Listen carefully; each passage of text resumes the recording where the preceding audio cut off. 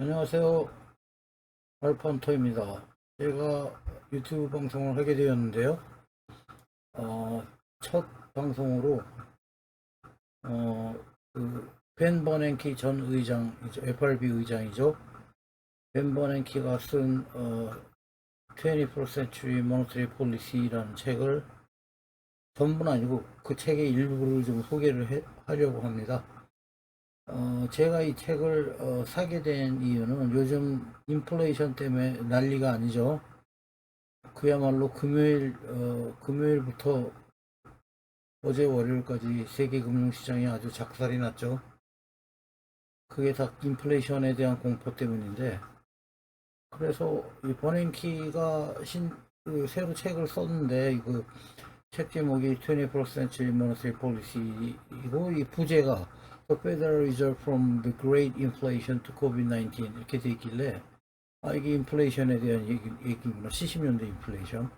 지금 가장 우려가 되는 게 이대로 가서 70년대 인플레이션처럼 되는 게 아니냐, 그런 우려가 있잖아요.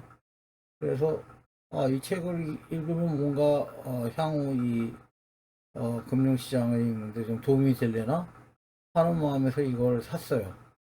예약까지 해가지고 샀는데 막상 이제 이북을 산 거죠.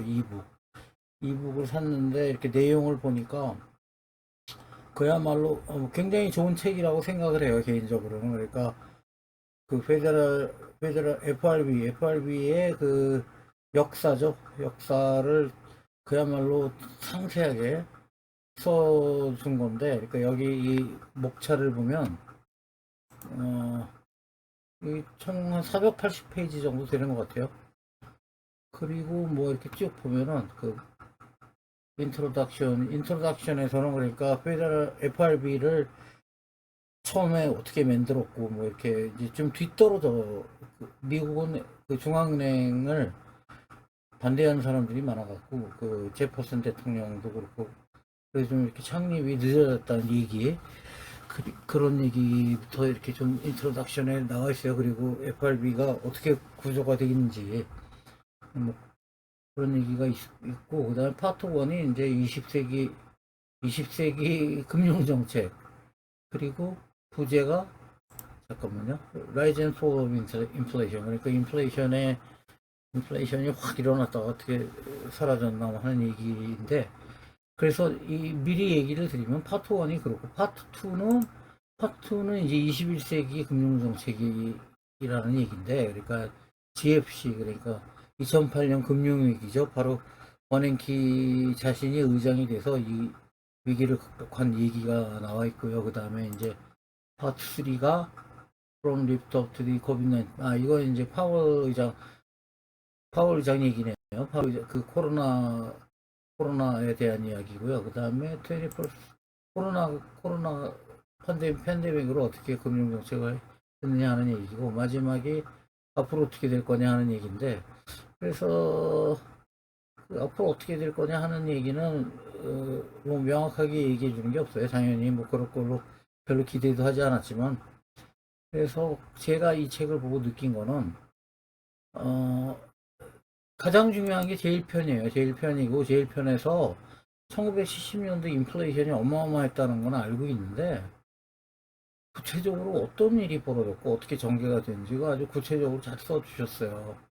그래서 이 책이 480페이지가 있는데, 그 부분이 제일편은 딱 44페이지밖에 없어요.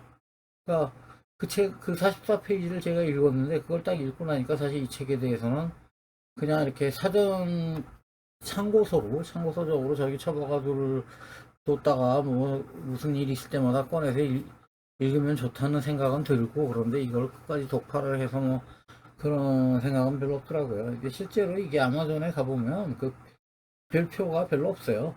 그러니까 왜냐하면 이 내용이 그 FRB의 그 정책 이런 거를 이해하는 사람이 얼마나 될 거며, 그래서 또 이해를 해서 뭘 어떻게 하겠어요. 그래서 이제 인기가 별로 없는 거고요. 그래서 저도 이제 딱 제1편 저걸 읽으니까 제가 알고 싶은 건 다 해결이 됐어요. 그래서 앞으로 안 읽을 거고, 그리고 여러분들한테 소개해 드릴 내용도 제1편 뿐입니다. 그 외에는 뭐 흥미가 있으신 분은 사서 보시든지 또 기다리시면 이게 한 6개월에서 1년 있으면 한국에 번역이 돼서 나올 수도 있겠죠. 그건 어떻게 될지 모르겠는데요. 일단 하여튼 지금 인플레이션이 장난이 아니죠. 그러니까 8.5 찍었다가 CPI가 8.3으로 좀 완화되는 줄 알아가지고 그래서 성급하게 나온 게 피크 인플레이션이었는데 그게 상당히 월가에서는 대세 비슷하게 대세까지는 아니지만 가다가 그냥 벼락을 맞은 게 지난주 금요일 CPI였어요. 8.5죠 헤드라인이. 그게 유가가 안 잡히면 헤드라인 인플레이션 잡힐 수가 없어요. 근데 유가가 안 잡히고 있잖아요. 그래서 어떻게 보면은 뭐 예측할 수 있었던 일인지 모르겠는데 하여튼 그냥 쇼크를 먹은 거죠. 한마디로. 피크 인플레이션 아니네. 피크 아니네. 근데 이건 사실 모르는 거예요. 다음 달에 6월 그 CPI 봤더니 뭐 8점 뭐 2나 8.0으로 내려왔더라. 그럼 또다시 피크 인플레이션 계속 1년 내내 이런다는 거예요. 금년은. 그러니까 지나봐야 하는 거고요. 그래서 이게 도대체 왜 이렇게 됐나 하는 걸 생각을 해봤는데 그래서 제가 궁금했던 건 1970년대 인플레이션 뭐 자세히 잘은 모르잖아요. 솔직히. 그래서 뭐 위키피디아도 보고 그러는데 이 버냉키 전 회장님이 써주신 이 책에서 확실하게 알 수가 있었어요. 그래서 일단 그 80년대 인플레이션이 어떻게 생겨먹은 건가 하는 거를 이 그림으로 보면 어마어마합니다.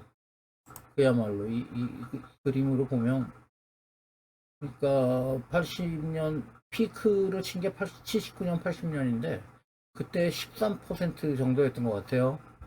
13% 여기 요 파란 선이 이제 인플레이션인데 근데 더욱 놀라운 게 이제 이때가 폴 볼커 의장인데 페데럴 펀드 레이트는 거의 뭐 17, 8%까지 갔어요. 20% 갔었는데 왜 여기는 20이 안 되는지 잘 모르겠고 20도 찍었어요. 그러니까 그 볼커라는 사람이 얼마나 대단한 사람이냐면 인플레이션이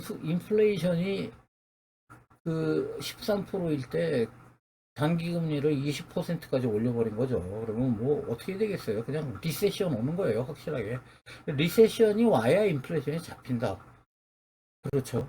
지금 아니라고 생각하는 사람들 많이 있는데 저는 100% 그렇다고 봐요. 이 인플레이션을 잡으려면 리세션이 오는 수밖에 없어요.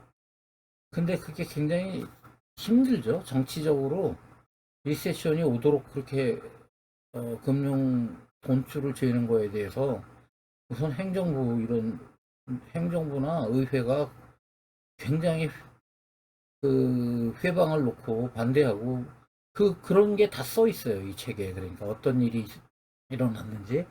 근데 왜 폴 볼커에 와서 그게 가능했는가 하는 거는 그냥 이게 이제 인플레이션이 정확하게 1966년부터 시작됐다고 합니다.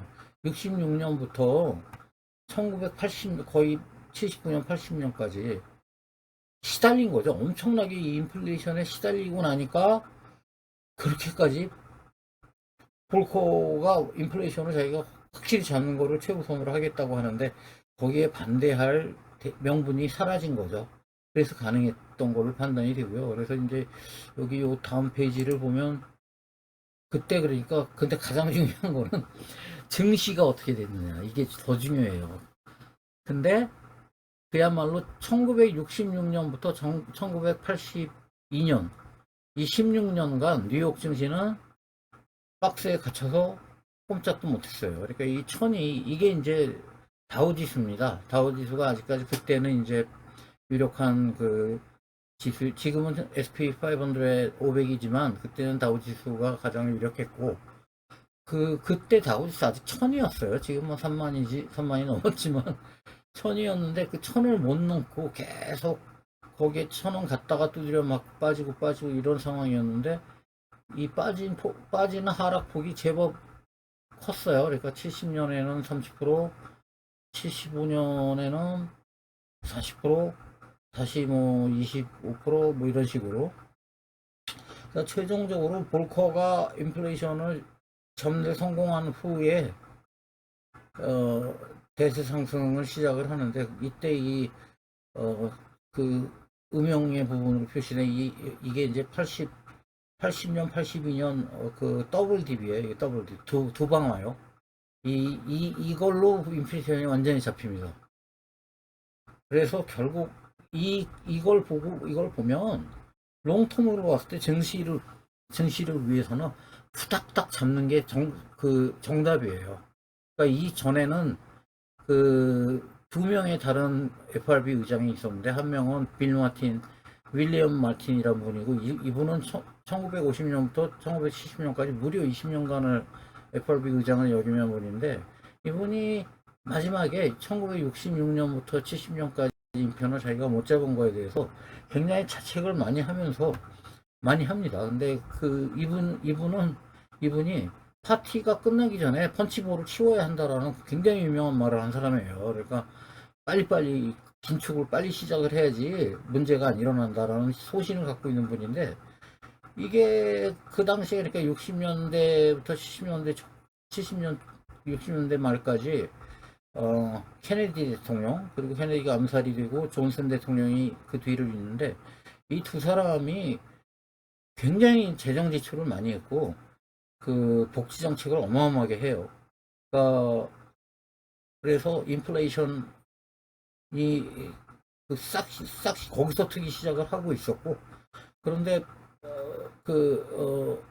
마틴 의장은 금리를 올리려 여러 번 노력을 했는데 진짜 뭐 별의별 짓을 다 해서 이걸 회방을 놓습니다. 그러니까 특히 존슨 대통령이, 그러니까 예를 들면 FRB 그 이사들을 다 자기네들이 좋아하는 사람들이 임명, 뭐 그런 꼴은 우리 얼마 전에도 트럼프 때도 봤잖아요.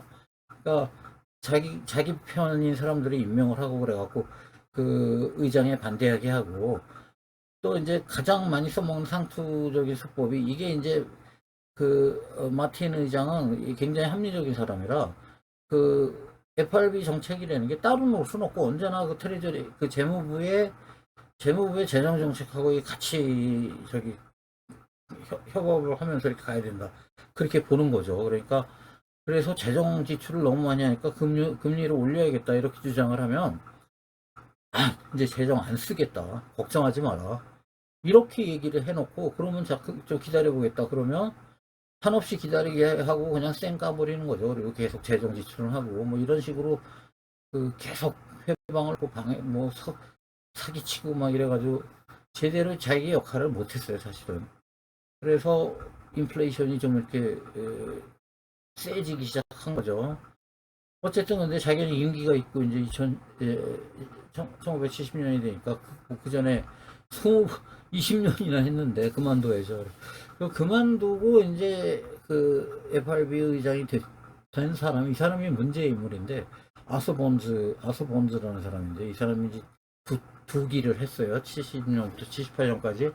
근데 본즈라는 사람에 대해서 이제 알려져 있는 거는, 그 당시 이제 1968년부터 새로 대통령이 된 닉슨 대통령이 그 압력을 가해가지고 금리를 못 올리게 했다라는 게 이제 널리 그렇게 알려져 있는데, 실제 보면 이 버냉키 전 의장의 책에 자세히 나와 있어요. 실제는 그렇지가 않다는 거죠. 뭐냐면 그 닉슨한테 밀려가지고 어쩔 수 없이 그렇게 한 게 아니고, 이 사람도 너무 반갑게 그렇게 했다는 거예요, 이 사람이.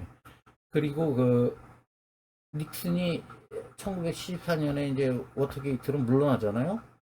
이게 핵심인데, 물러나고 난 다음에도 계속 똑같이 했어요. 그러니까 닉슨의 압력에 못 이겨서 뭐 금리를 안 올리고 이런 게 아니고, 자기의 소신이 있었던 거예요. 이분이 대학 교수였는데, 그러니까 너무 많은 걸 알아서 이게 탈인 건데, 그러니까 인플레이션의 원인이라는 게 이제 그 통설이랄까, 대부분의 경제학자들이 인정하는 거는 수요 사이드에 이제 굉장히 강한 수요가 있으면 인플레이션이 일어난다. 그러니까 그 전형적인 게 필리스 커브라는 게 있는데, 필리스 커브는 그러니까 실업률하고 그 임금하고 굉장히 밀접한 반비례의 관계가 있다. 뭐 상식적으로 생각해도 그렇잖아요. 실업률이 낮으면, 그러니까 사람을 막 구해야 될 수요가 왕성하고, 그러면 임금이 오르고 그 반대로 경기가 나빠서 사람이 필요 없고 그러면 그 임금이 뭐 올라가지 못하는 거죠.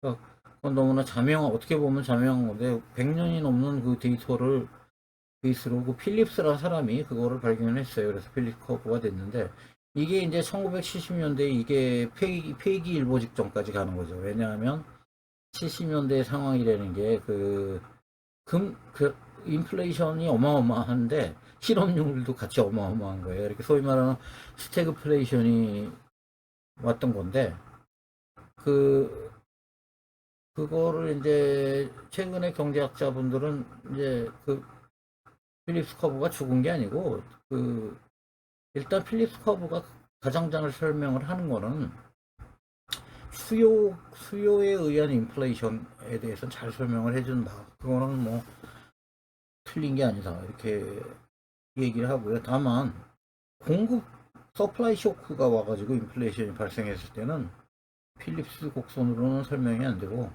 70년대처럼 그 스태그플레이션이 되는 경향이 강하다라고 하는 거를 하나 추가를 했고요. 또 하나 추가한 거는 기대 인플레이션이 사람들이 인플레이션에 대한 기대치가 실제 인플레이션을 굉장히 크게 좌우한다.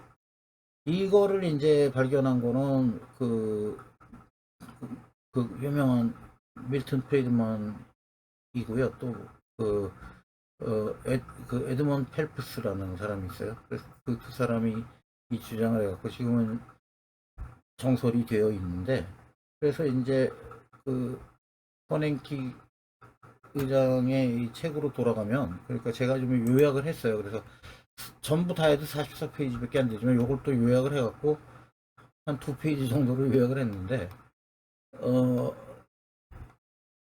인플레이션, 이게 1970년대 이전에는 인플레이션이 어땠냐면 1952년부터 1965년까지 CPI 평균이 1.3%밖에 안 됐어요. 그러니까 인플레이션이라는 것 자체는 전혀 문제가 되지 않았었고 아무도 관심도 없었던 거죠. 근데 이게 65년 말부터 81년 말까지 CPI가 평균 7% 이상이 됐고 79년이랑 80년에는 13%에 달한 거예요. 그러니까 이게 난리가 난 거죠.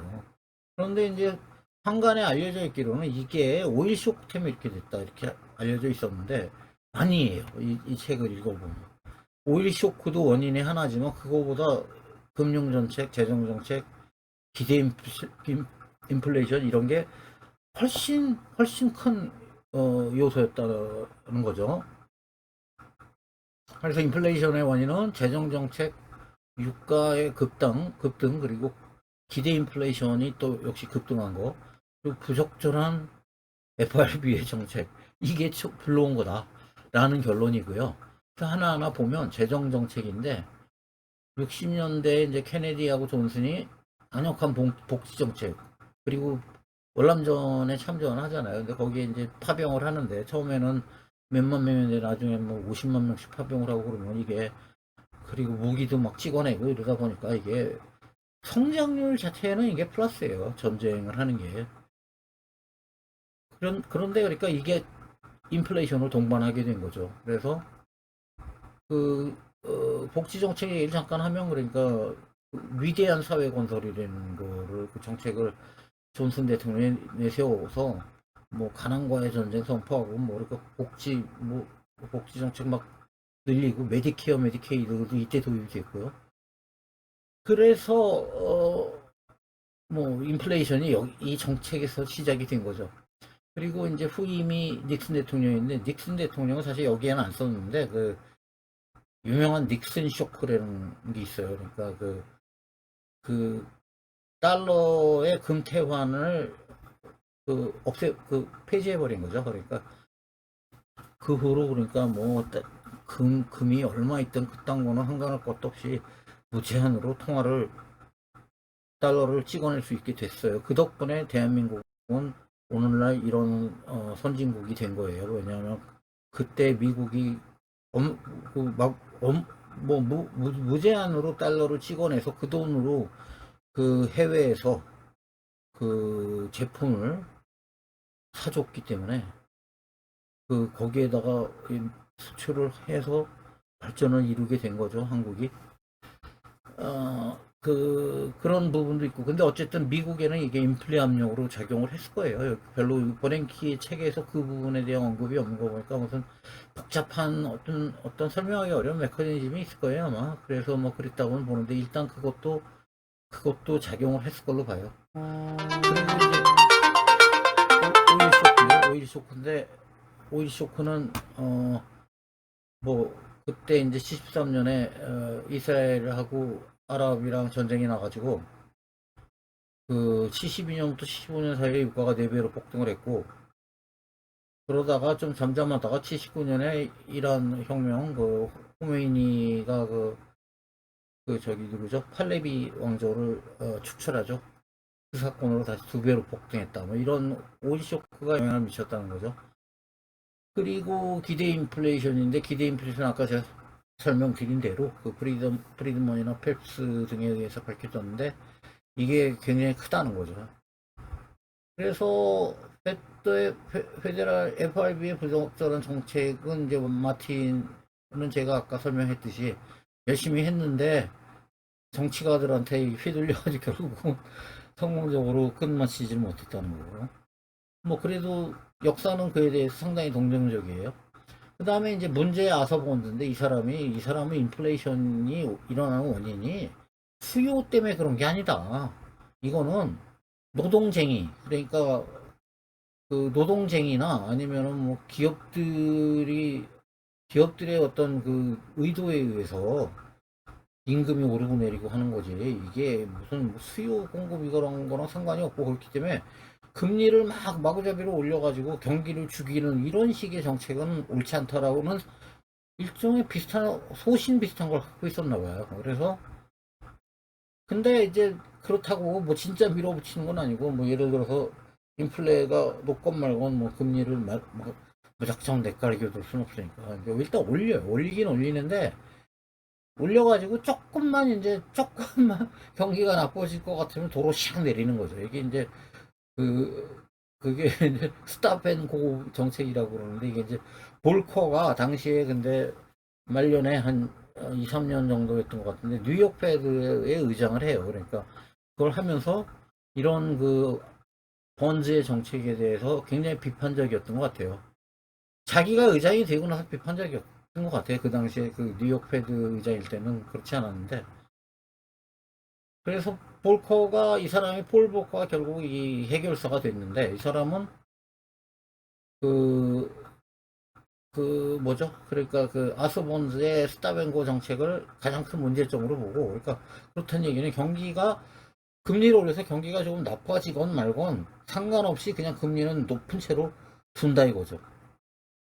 이게 볼커가 성공한 원인이에요. 그러니까 쉽사리 타협을 하지 않았다는 건데, 어쨌든 이 사람이 FRB 의장이 되기 전부터 자기가 의장이 되면 뭐 인플레이션을 확실하게 잡아주겠다 이렇게 공언하고 다녔나 봐요. 그랬는데, 그래서 당시 이제 카터 대통령이었는데, 카터 행정부의 그 먼데일 부통령이나 그 밀러 그 재무장관, 이런 사람들은 볼코를 반대를 한 거예요. 말도 안 돼. 저랬다가 경기 다 죽이면 우리 재임이 안 될 거 아니냐. 근데 카터가 무슨 마음을 먹고 저걸 했는지, 뭐 이렇게 잠깐 딴 생각을 했는지 뭔지 모르겠는데, 하여튼 볼코를 임명을 합니다. 그리고 재임에 실패해요. 볼코가 돼서 이런 정책을 해서 80년부터 82년까지 3년이에요. 3년간 더블 딥, 어마어마한 불황이 왔죠. 그래서 잡힌 거예요, 인플레이션. 그런 불황이 안 오면 안 잡혀요, 제가 보기엔. 그래서 어쨌든 그 후에 이제 인플레이션을 잡아가지고 볼커 이후에 82년부터 20년간 호황이 이루어졌고, 주식시장은 대세 상승을 합니다. 2000년 닷컴 버블까지 이어지는 거예요. 그때부터 어마어마하게 오르죠. 근데 인플레이션을 잡았기 때문에 그렇게 된 거고, 인플레이션이 그러니까 80년에 13%였는데 82년에 4%로 내려왔고, 미시간데이 컨슈머 센티멘트에 보면 기대 인플레이션도 10%에서 3% 미만으로 내려왔어요. 완전히 잡힌 거죠. 그래서 이 역사를 보면서 제가 느낀 거는, 그러니까 지금 현재도 인플레이션이 문제가 됐잖아요. 그러니까 이게 어떻게 될까는 결국 이 당시를 보면 알 것 같아요. 그러니까 이 당시에 번즈의 길을 가느냐, 볼커의 길을 가느냐 한다고 봐요. 그러니까 의외로 인플레이션이라고 난리지만 별로 그렇게 대단한 문제가 아닐 수 있어요. 그러니까 경기만 죽이면 돼요. 그게 그러니까 그, 그 행정부나 의회에서는 뭐 간단하게 경기만 죽이면 돼? 우리도 죽으라고 안 돼. 뭐 이렇게 되겠죠. 근데 이제 경기를 죽여야 인플레이션이 죽어요. 그럼 경기를 한번 확실하게 죽이고 불황을 견디면 인플레이션 죽거든요. 그게 볼거가 한 거예요. 무슨 어마어마한 뭐 저기 저거 한 게 아니고 그냥 그걸 한 거예요. 그러니까 그 경기 죽인 거예요. 그냥. 그랬더니 인플레이션도 죽었어요. 그리고 그 다음에 경기는 다시 살아나고 금리 내리면 되니까 그렇게 한 건데 그걸 못한 게 번즈죠. 그걸 못해서 어떻게 됐냐. 인플레이션도 경기도 다 죽은 거예요. 어떻게 보면 롱텀으로 보면. 그래서 과연 제롬 파월이 누구의 길을 갈 것이냐인데 과거에 이런 사례가 있기 때문에 볼커의 길을 갈 수밖에 없다고 봐요. 저는. 그래서 어, 조만간 불황이 올 거고 불황이 오는데 그렇게 너무 걱정할 필요는 없는 게 결국은 불황으로 인플레이션이 잡히고 나면 금리 내리고 그래서 다시 호황으로 간다 그렇게 생각합니다. 네, 오늘은 저기 21세기 경제정책이라는 버냉키 전 회장의 책에 대해서 간단히 소개했습니다.